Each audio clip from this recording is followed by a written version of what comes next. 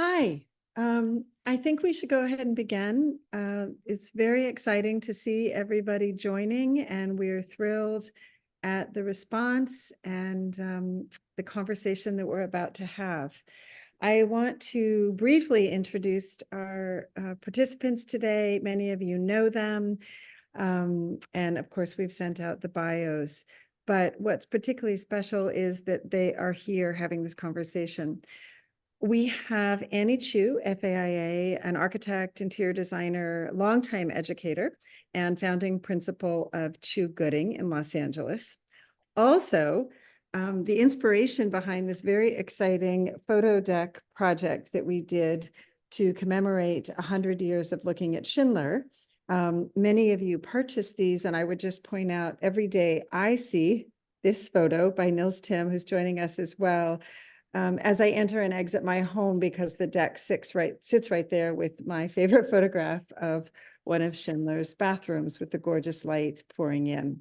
Annie and I got to work with a number of photographers who looked at Schindler at 100, which is what sparked the idea for this conversation. Nils is a long-term collaborator with Annie, a photographer, filmmaker, and visual artist based in Los Angeles. And as you'll see in the unfolding conversation, has spent a lot of time thinking about this building, about light, about how it's put together. And one of the really exciting things for all of us working around the house and working to preserve the house is the way that these photos taken in the 100th year really reflect a building after a century. We are, as many of you know, embarking on a bold and major preservation act to make sure that this building inspires for another 100 years. So it's really good to know where we are now. I'm going to now turn this over to Annie and Nils, and we'll just pop back in the end. But a little bit of housekeeping beforehand. I'll be monitoring the Q&A, and after they chat, we'll be able to share your questions. I will be looking on the email to make sure if anyone has any technical issues. And we will invite you to join us in a month, May 15th. I think that's the right date, information to come, for our next Schindler Talks. So these are becoming a more and more regular event. So we'll see you on the other side of this conversation, and I will turn this over to Annie and Nils. Thank you, Leslie. Hi, Nils. Hi, Annie. Hey, how are you? Hey, how are you? We have, thank you everyone for joining us, and I hope that we can have a good conversation. I see so many of our dear friends and our also our mentors and our collaborators in the mix here, and also part of my team members here as well. So thank you very much. So I just want to remind you, Niels, that we actually started working together in 2008 when you first came when you first came to LA. And you know, at that time we were looking for someone who could actually capture some of the color and texture in our projects. And so you were game, and then you convinced us to look at things in a narrative way, as like a filmmaker that you are. So I'm just going to say that it's been so many years of our working relationship and our friendship together. So I'm glad to be having this conversation with you. Yes, me too. Thank you, Annie. Yes, a lot of what led to my line of work today, which is mainly focused on interior photography, architectural photography, really started back then, and around this time when I was coming from AFI. And I was doing a documentary, if you remember, for Fritz Haig for the Watches Museum in San Francisco.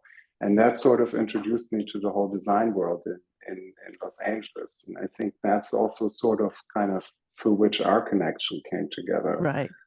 And around the same time is when I was first introduced to Schindler as well, because one of my friends, an editor, a film editor, lived in a Schindler apartment on Carnation Avenue. And I remember going to this place for many dinner parties back then, not knowing anything about Schindler. I don't have a background really in architecture. This all came as part of my profession.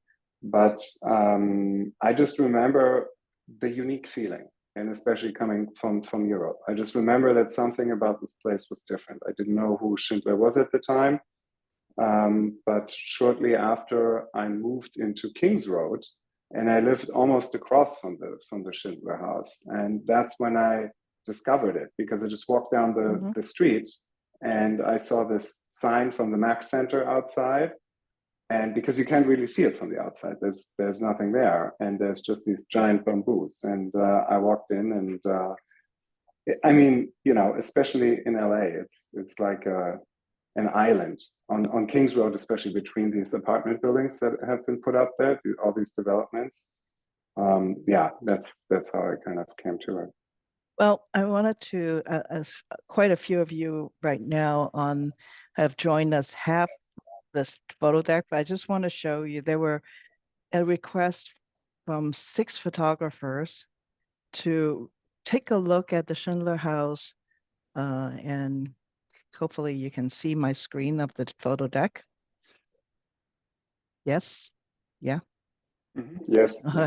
So, you know, this, and one of them is like a longtime friend of ours, Benny Chan, did this. We asked, go to, and Elizabeth Daniels took one of the two pictures there on the deck here. You can begin to see their point of view. This is Jana Ireland, which I also love. This is Monica Kuhn.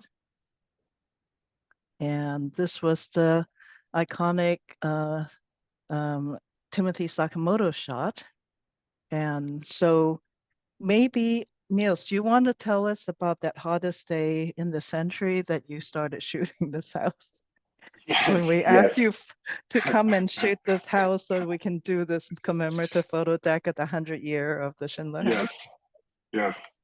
Yes, it was, I mean, indeed, like, I remember my partner, Nadia, who joined to help with the shoot. She was always carrying around a big fan because it's impossible. There's no air condition. It's the hottest day. It was like in late August or September, I don't remember. And we were just really sweating in there. And but you know, nonetheless, you get up at 5 a.m. in the morning to find the right light, to be there, you know, right then when the sun comes up, and to monitor the house the whole day and see what happens. And I think this is sometime, this first image here must be sometime in the like later AM, maybe like around 10 a.m., something like that, if I see the shadow lines. Yeah, and I mean, for us, I wouldn't care what the weather is like, or how hot it is, or how uncomfortable it is to be there and to shoot there. I love this house. It's a real source of inspiration, and I was very happy that you invited me to do that.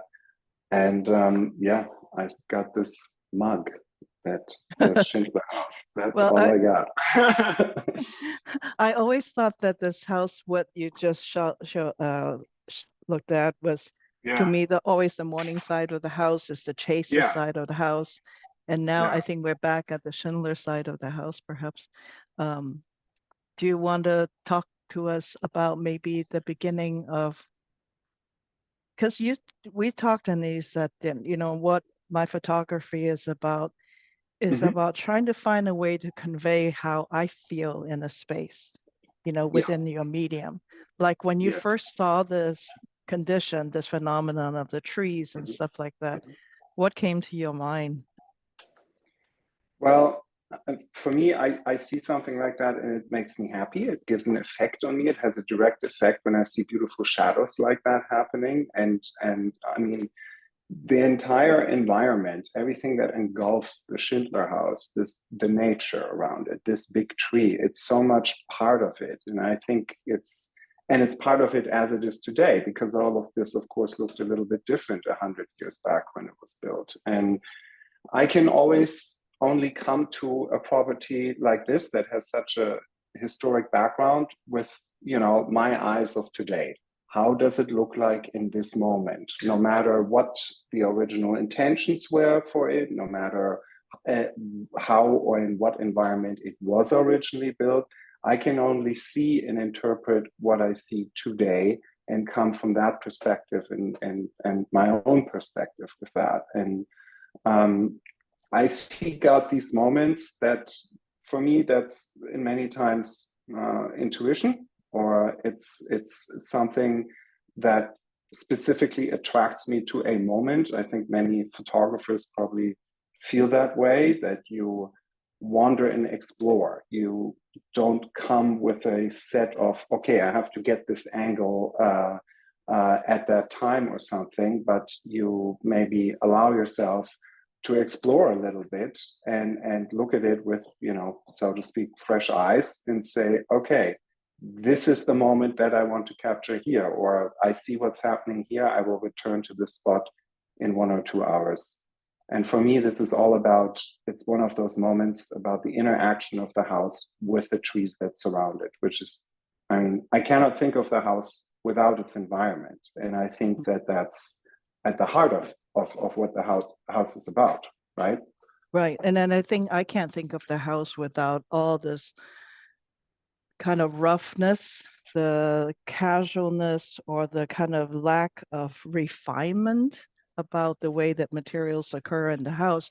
If you look Yeah. at how it actually works with the trees, because the tree bark has the kind of sympathetic type of texture, the grasses, everything. And then if you look at that apartment beyond and the top of the photos, and how even the slight removal of that kind of texture and the roughness of it makes it completely reject, you know, itself from the nature, right?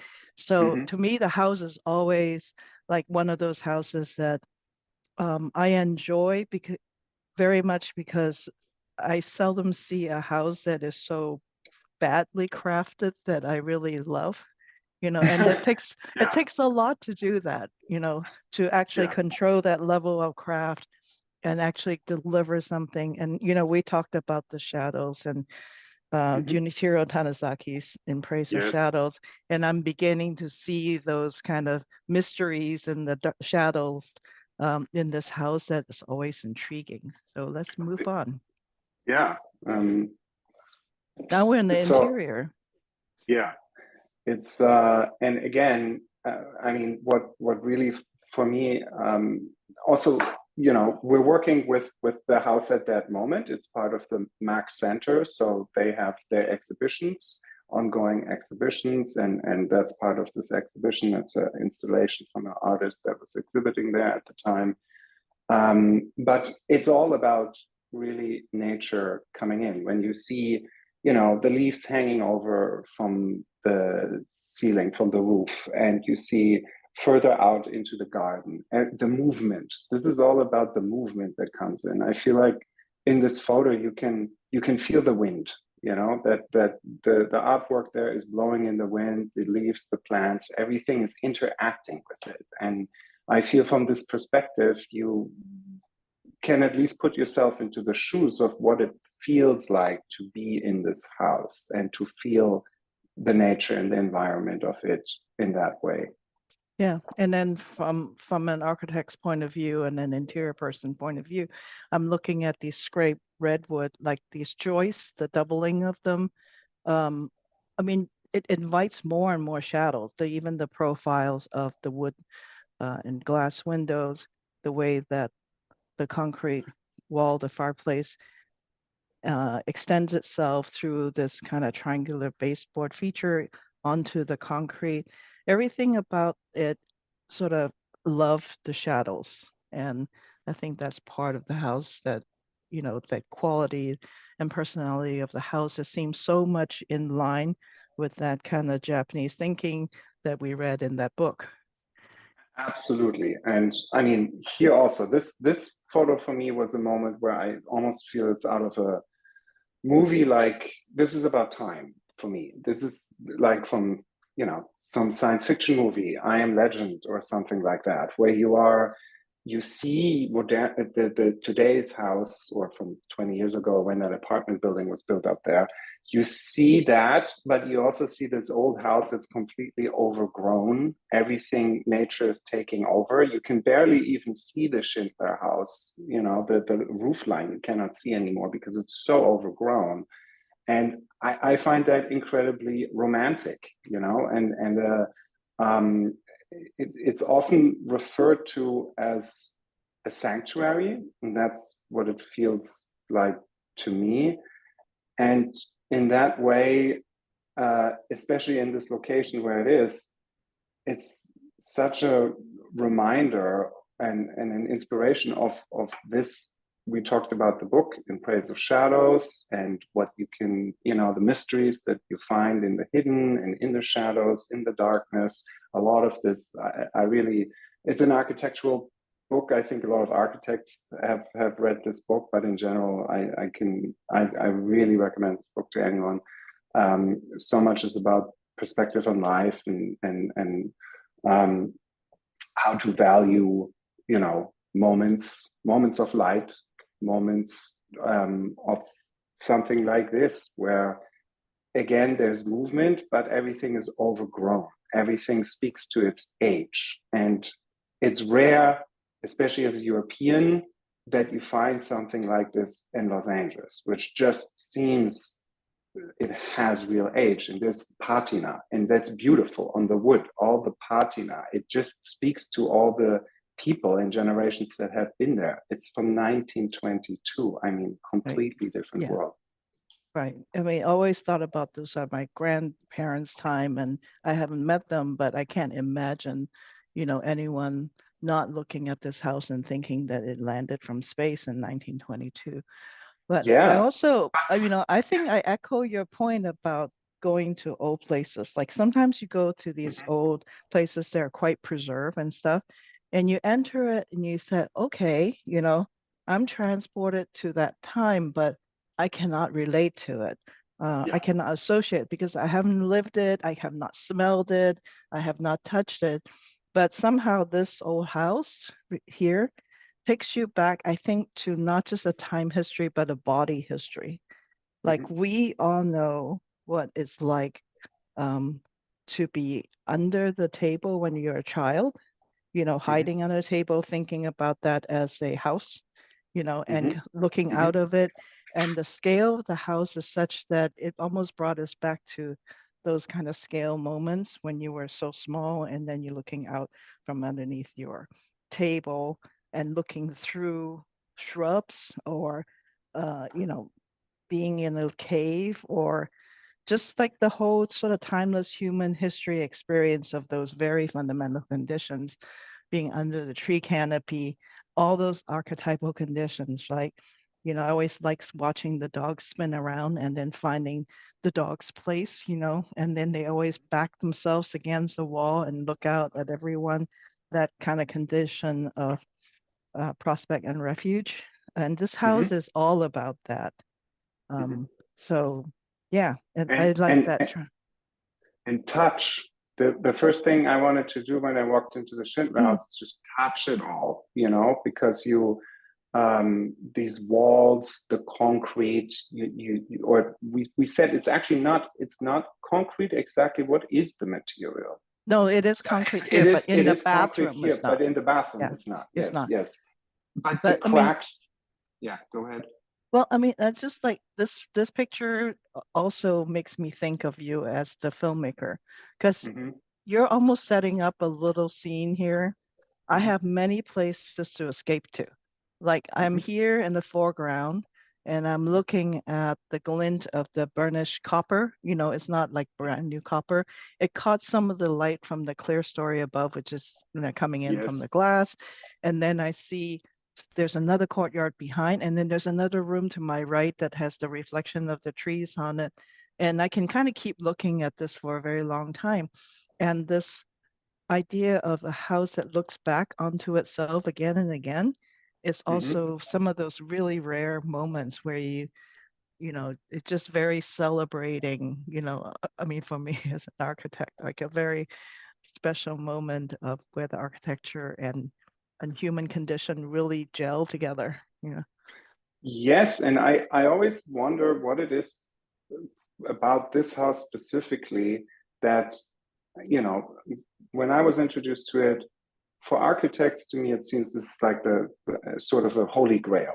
You know, it's very revered. And what is it for you that stands out so much of that time? I mean, in an emotional way, other than, okay, it's the first house that's been called a modern house in that sense, but why is it such a source of inspiration for architects like yourself? It packed a lot of architectural conditions. I mean, certainly the section, you know, when you cut through this house, you realize there's all these kind of upper areas of the clear story windows, and then there's another lower ceiling area, and then there's another transition from walls to the floor. And it's very fundamental. Like if you were talking about architecture in the most fundamental way, you're talking about wall, roof, and ceiling, wall, roof, and floor. And it's only about that, and it's uncomplicated, uncontrived, you know. And It's primal, right? It's yeah, it's primal. Can you primal. say that? I think so. I think it's a very primal condition. It's also a condition where when you look at the nature, all the materials coming back in here are also kind of children of nature, you know, so Mhm. there's already a sympathetic relationship between the materials that are building the house and the nature itself.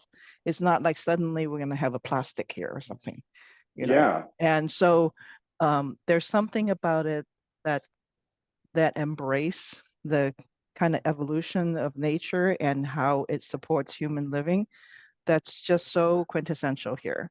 So Yes. I love it The because of that too. yeah, the embrace. It really feels like it just It it hugs you, wants to right? be Yeah, it hugs you. That's yeah, this image, you that's also how everything is coming, the ivy and all the green around yeah, it, it doesn't reject it. It's not, yeah. it just takes it in. It's like, yes, take me over. I want to be a part of it. I'm a part Okay. of this spot. Well, let's move on quickly because we Mhm. wanted to have a conversation with everyone else too. Because I'm sure there's so many people on in this call, this Zoom right now have been in the house way longer than we have and studied this house way more. Mhm. Well, tell us what you saw when you saw this corner of this room. Calm in the different light conditions. You don't have any direct light coming inside. I love, for me, this is all about the concrete and the textures of it and the crack in the floor and the patina. There's so much patina here. And Mhm. you know, again, trying to put yourself into that seat, if you like. You know, it's Caspar Mhm. David Friedrich's 250th birthday this year, the great German romantic painter, and he Mhm. always puts a person in the middle of his landscape paintings to have Yeah. you feel the landscape through them. Here, it's kind of about there's the chair. Imagine yourself sitting yourself in this chair and just taking in, again, just the wall of green and nature around you. And there's, for me, such a calm to that, Mhm. and to observe it from there. And you brought up a good point because for those of us who've been teaching a while, we're always asking our student to produce an imagery that we call embodied. You know, like Mhm. show us a picture of something where we can enter into the picture. And I think by you allowing this chair to be there and even without the body sort of saying this is how you experience the space, I think is quite powerful. Yeah, I'm just obsessed by like, you know, you can never turn on a light in here. If you yeah, turn on a no, light, you've ruined it, right? Because look yeah, at the really super dark shadow and the yeah, right at the bottom, the corner where you can't even see those yeah, triangular baseboard anymore. And then up yes, above, only the bottom of the joist is catching the reflected light from the yeah, outside. So you don't yeah. know what's beyond. So it's very mysterious. And then at Mhm. the same time, you're okay with the mystery. And I'm sorry to be so poetic about it, but this is how I feel about it. That That's, concrete yeah, fireplace is there as security. You know, you may not know what ghosts and what goblins are lurking in all this mysterious dark areas, but you can always hang on to that concrete because many people have touched it, and it has seen a lot of history. So it And feels like it can be trusted, you know. yeah, well, that's a great way to put it. I mean, where is, you know, the cave in the fireplace, you know, where people really, Yeah. when you go way back where we come from, we've talked about it being a little bit, you know, this primal feelings. When you go all the way back to that, that's where we feel safe, in our cave, around the warmth of the fireplace. And the shadows that you mention, and they allow for so much mystery. I think when you, and so much imagination to get turned on when you're in a place that kind of gives you these deeper shadows. I think sometimes when you don't see everything, it allows you to have your imagination play more, because it's not all bright in your face. You just, it's reduced to something. You are allowed to participate in what you're seeing in the space that you're in, because everything is not bright into every corner. You can't see everything, and that, I think, stimulates the imagination.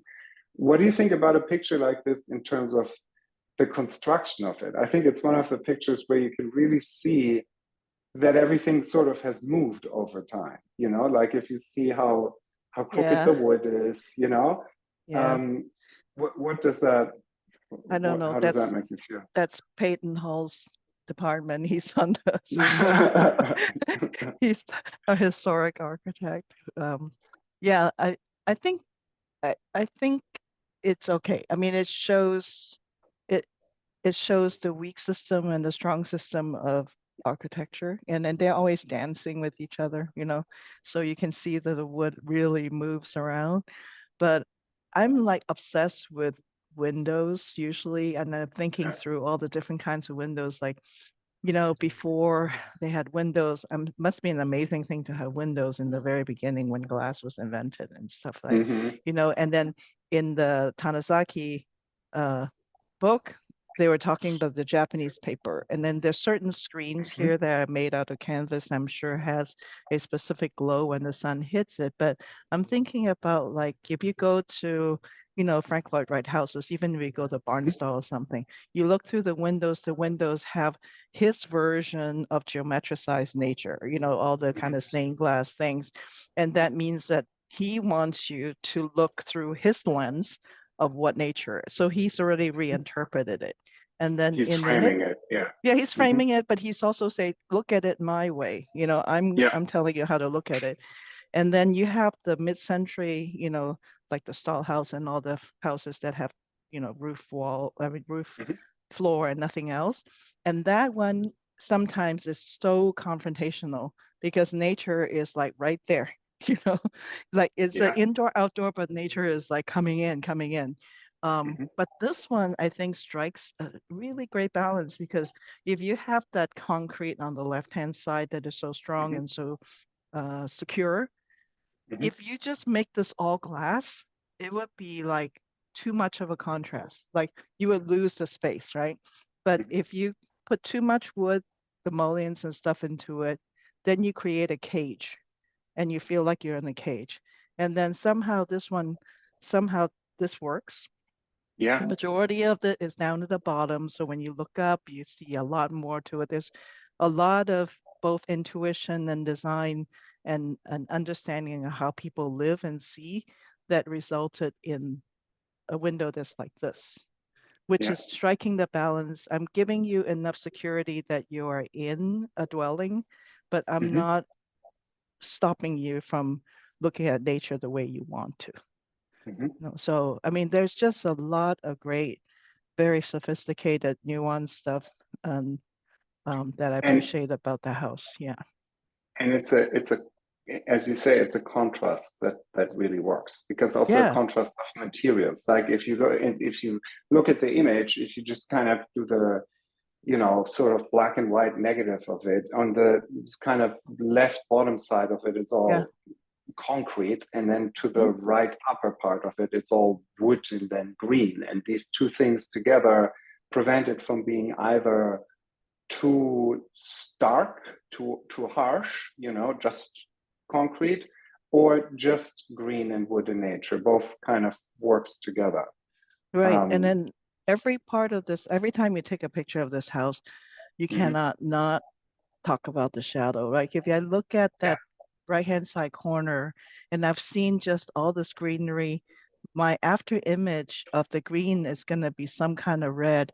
And I'm staring at the shadow and the way that the shadow goes from really dark and Mhm, dissipating. And you can see that there's a little bit of a kind of umbra or penumbra or halo of a bleeding of some colors. mhm, And the color might be purple, right? mhm. Maybe, or something like that. I mean, Kay Kohler is on the Zoom and she's taught me everything I know about color, and she will tell me what colors those are at the edges of the shadow. I want to hear from her too. So let's Yeah, move. Yeah, yeah, let's let's move move on. to Oh yeah, this yeah, Leslie's yeah, favorite this one. Yeah, place. Leslie's Yeah. favorite. Yes, I love this place too. The bathroom is incredible. It's so simple, but it's great.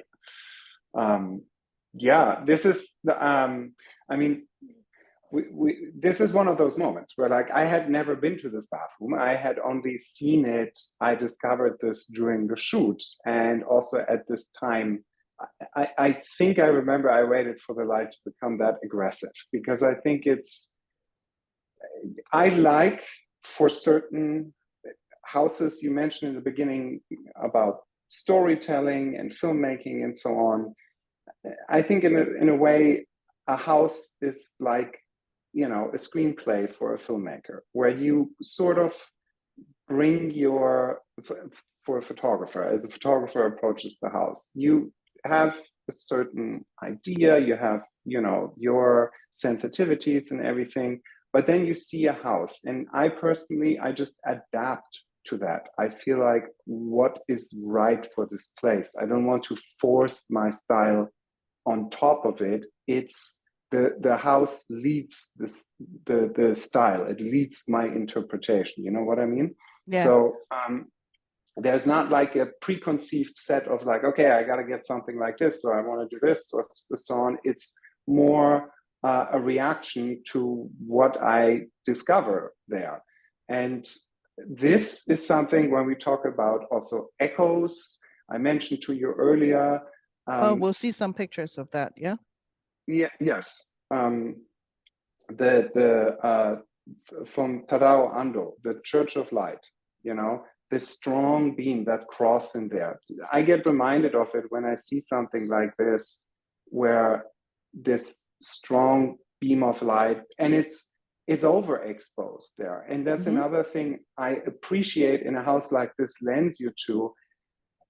All these little, if you want to call it, imperfections or so on, make it more alive. And I sometimes like it when there is something in the image that, feels slightly off balance, a little bit too much. Like this is completely overexposed from the light coming in. But it makes you feel like that light is burning into your camera. It's burning into your lens. You can almost feel it. You can almost feel the radiance of it, And so are the shadows that then fall off. That, there's total darkness underneath, and it's completely black. There's no information there. This is really how this room reads. It's very intense. There's no. If I would be shooting a modern house, modern today, a contemporary house, I would probably add lights or something to fill up the room. Here, you're like, no, you're just this cave-like feel where there's this one slice of light that just is so intense that your eye goes right to it. I find that very stimulating, Yeah. if it's, so. Right. I mean, we can go on forever, so I'm going to try to Sorry. wrap this up in 3 minutes so that we can, everybody else Oh can yeah, I didn't know. participate. Oh, it's already. But Oh yeah. yeah, Okay. it's been half hour or so since we started. So Yeah. the other thing that I just want to say, look at the Yeah. silver on the concrete. That's like Yeah. what we always talked about when we talked about the architectural references, the Kimball Art Museum by Louis Kahn in Fort Worth. And the vault has this kind of silver concrete. So this is the last picture you chose to show us. Yeah. And it's the most lit I have seen the house, but It's interesting how it begins to act as this lantern. You know, the light is so strong outside, but the light is so strong inside too. Like, what were you thinking about?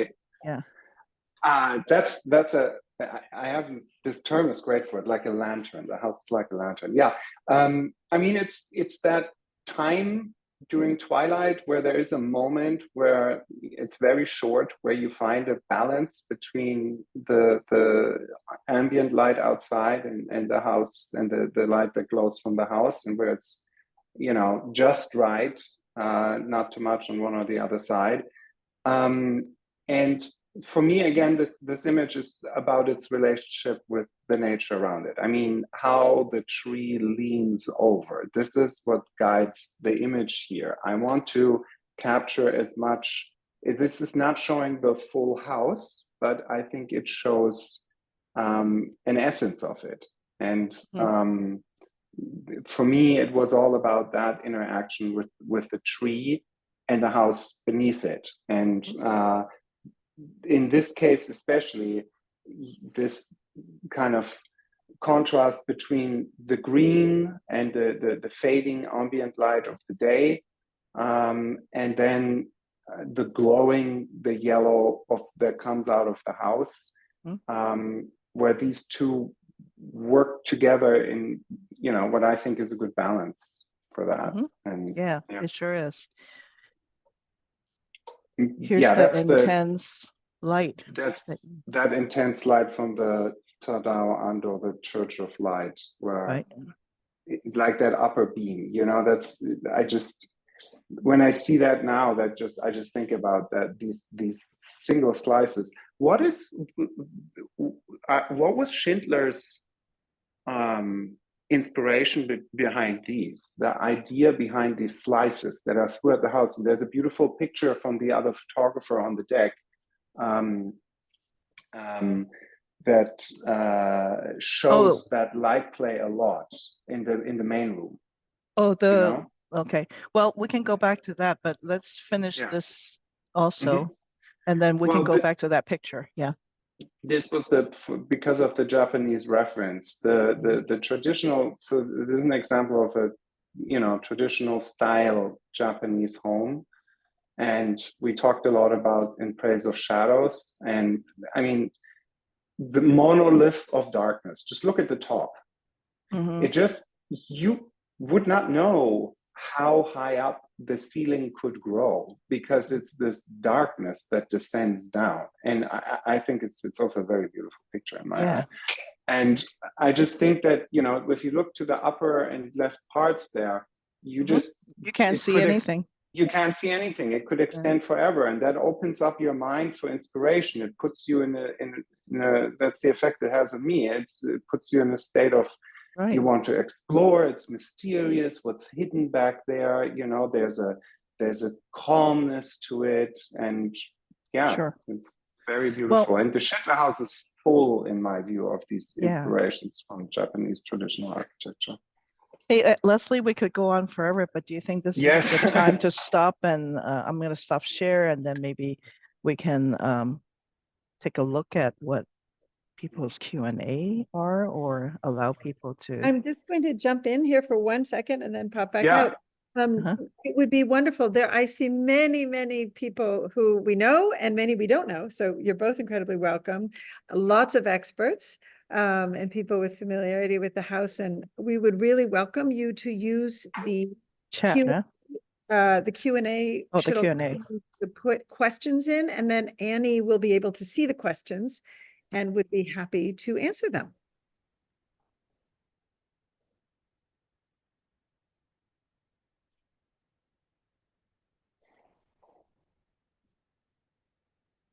Well, I want to also say hi to Lisa, Jimmy. I haven't seen you for a long time. So, I think Peyton, you can really correct us with whatever misquote that we have mentioned during this whole time too. Hey. And while we are seeing if anybody has questions, somebody has typed in a question that I've just said, so I'm just going to read it out loud. Yeah, go ahead. Both of you have a focus on interior architecture. Are there any particular memories of your experience in the Schindler House that impacts your daily practice in architecture and photography and filmmaking? So how has that house possibly influenced your own daily practices? I can kickstart it. The Schindler House for me have that kind of archetypal condition of prospect and refuge that I spoke about earlier, about the dog finding its place in the room. And almost every single time I try to make a room, I'm looking for that kind of balance between the safe and the unsafe, the open and the close. Because I think fundamentally, when I'm an architect who believes that we do architecture to make an interior, and because that's where we dwell most of the time, that a room is made not just, because there are 4 different walls and 1 different ceiling and 1 different floor. Those many aspects that make the 3 dimensions are always in a tussle. They're working with each other. And there's no better example than this house to really say that these fundamental primary elements of architecture in itself already generated enough intrigue and needs a lot of skills that you learn over a lifetime, over a career to actually handle it. I always think about the Schindler House as a really well composed and well casted kind of piece of musical score. So every time you go there, you're experiencing it, and you can hear all the different parts of the different instruments playing, and it's not just harmony, but it's just like very robust, full on, experience that intrigue all your senses and just remind me. It telescopes from the really ancient, archaic condition, the human condition, to the modern, because I keep thinking, should we live an aesthetic life? And this is my everyday thing, my clients and myself and stuff. Should we live a very aesthetic life and forget all the functions? Like every time I go to the Schindler House, I say, where do they keep their clothes, really? Like things like that. So anyway, so I have a myriad of things that this house intrigue me on a daily basis that reminds me. Okay, so we have some questions here. Okay, Kevin Souza said, Niels, do you work in black and white as well? And if so, how do you see color versus black and white in representing that feeling of a structure? I work very rarely in black and white, so I'm probably not the right person to ask this question. I've only tried myself in black and white on some personal projects. Yeah, but for me, of course, black and white in photography is I love it, especially in filmmaking. There's a whole, I could talk a lot about that, what it means in that way. But honestly, most houses I've photographed, I've focused on color photography. So. Well, Niels, can you just name 1 film in black and white that you said this film cannot be anything else but black and white? Oh, Citizen Kane. I mean, there's like immediately and many others, but Citizen Kane for sure, because of the shadows and the shapes of the shadows, and because everything is reduced to light itself and the shapes that are created through it. And like Tanazaki says about, beauty only comes really from an object's shadows that it projects against something. Like that's where he finds the beauty in, and that interplay of light and shadows. Yeah, we can go on about that forever. It's a beautiful, yeah. Okay, so Nelson Bracken says, was the bamboo landscape that now surrounds the house an original part of the design by Schindler? Maybe Peyton knows this. How do we get, Peyton, you also have a question too, but could you, if you know about the bamboo, can you maybe type an answer or something to that? And then while I wait for you, to type an answer. We're also joined by Guillaume Schindler. So thank you so much for being, you're part of the legacy. So Guillaume said, thank you for your great sensitivity and deep understanding of the Schindler House. The photos are more than gorgeous and reflect very well the energy and the vibe of the house. I'm really impressed. Great talent. Yay, Nils. Thank you. Thank you. I guess that's great to hear. Uh, Yeah. Go ahead. I just want to add to what you said earlier about the senses and the inspiration in your daily work and what this house means to you and how it inspires your work on a daily basis. And I really, when I heard you talk about the senses, I think that's what is at the core of it. And you mentioned aesthetics. How often do you think about what's more important? Is it really the function or the aesthetic? And that is another thing about this house and its experience. As you said, where do they put the clothes?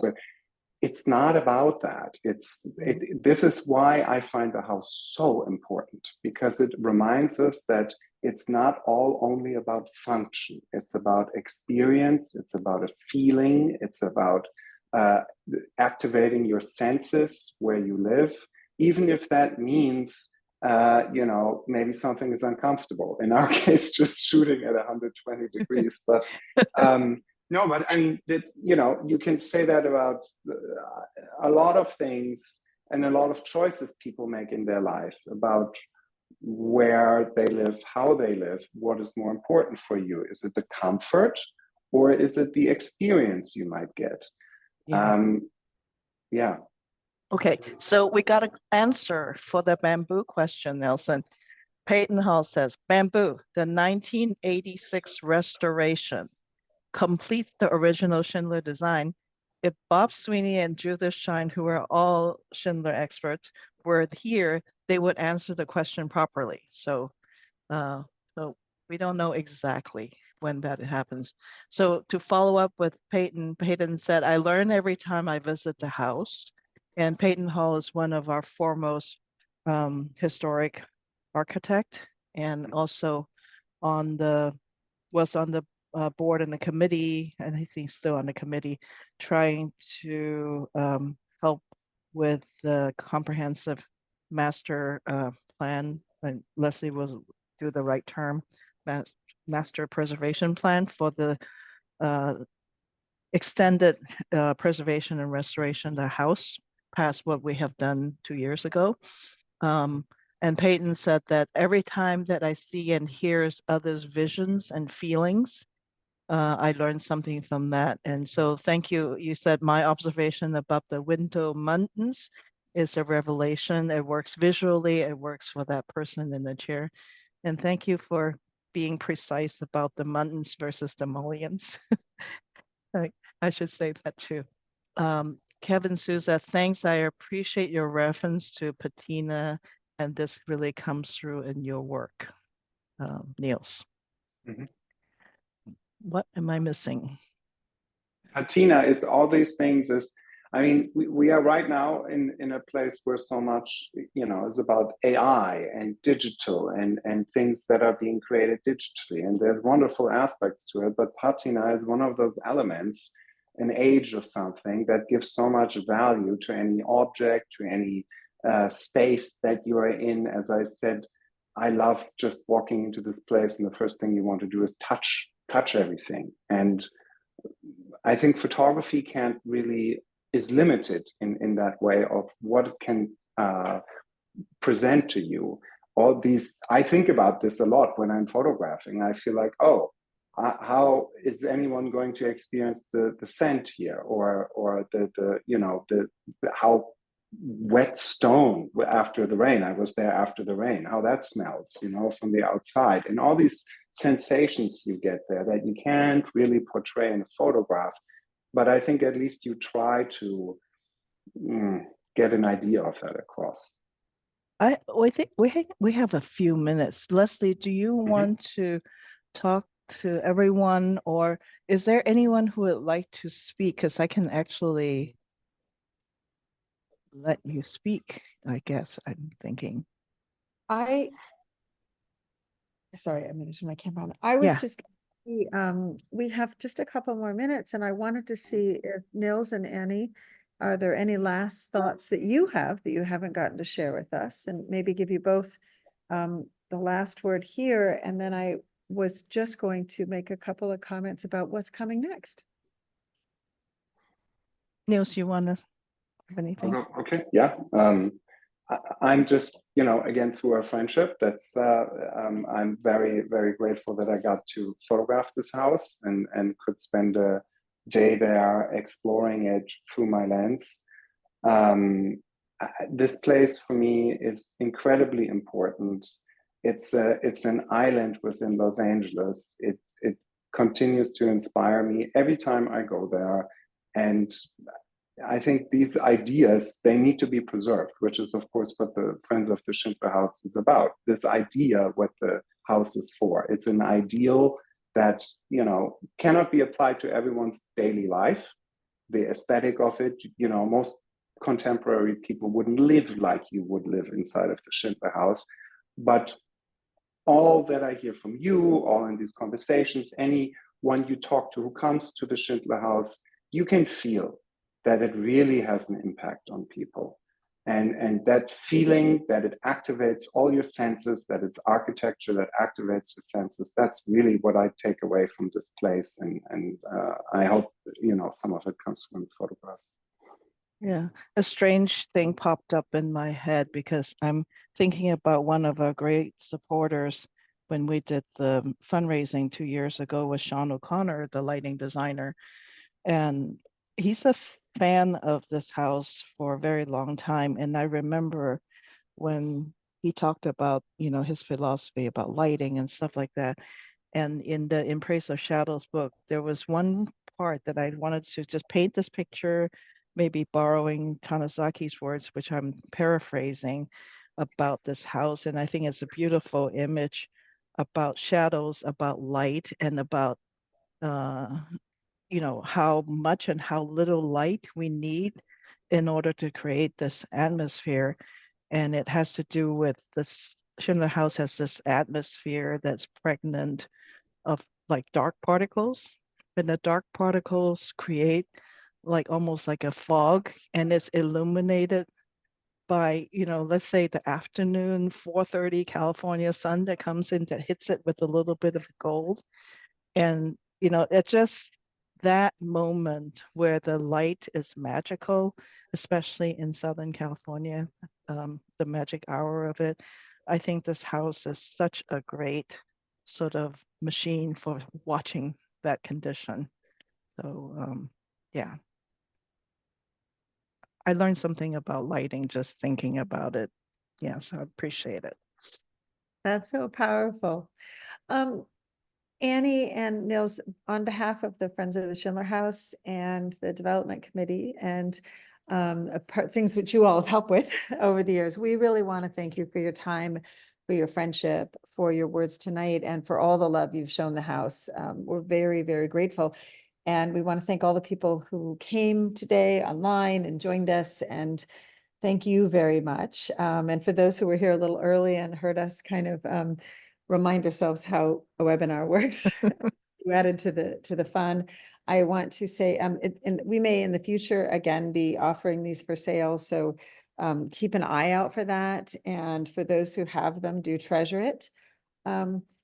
I would like to say that we will be unrolling some really, really big news. It's exciting. Thanks to donors, to the Friends of the Schindler House, we've raised the funds over the last couple of years since we began our campaign to fund our conservation management plan, which is the first and hugely key step.